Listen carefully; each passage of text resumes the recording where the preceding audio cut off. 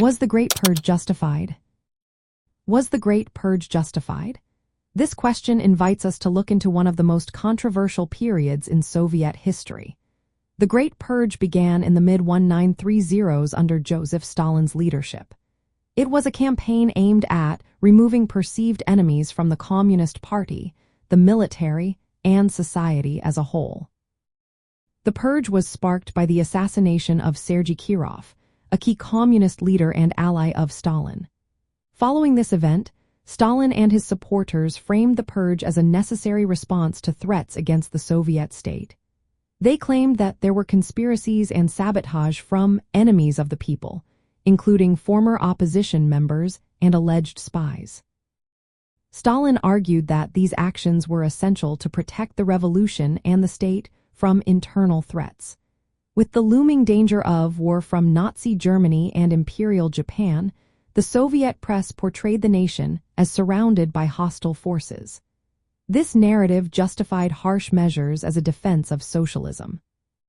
Historically, the Bolshevik regime had already used repression to consolidate power. Lenin had initiated systematic terror during the Red Terror. Stalin intensified this approach to secure his leadership and push forward industrialization and collectivization. The purge targeted kulaks, who were wealthier peasants resisting collectivization, and political rivals within the Communist Party, including Trotskyists. The purge involved show trials where accused individuals confessed to crimes they did not commit, often under duress. These trials served to demonstrate the state's vigilance and reinforce discipline within the party. The military also faced purges to prevent potential coups, which unfortunately weakened Soviet defense capabilities.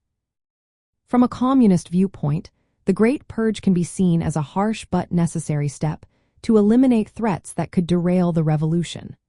Stalin's leadership believed that unchecked internal enemies would sabotage the progress of communism.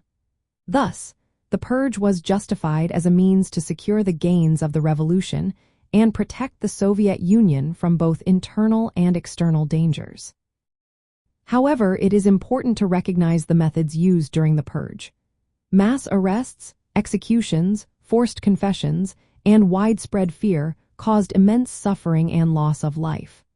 While Stalin and his supporters viewed these actions as protective measures, they also concentrated power in Stalin's hands and suppressed dissent.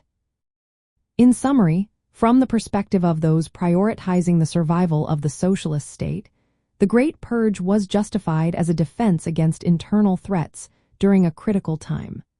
This justification is based on the belief that the survival of communism required decisive action against perceived dangers within the party and society.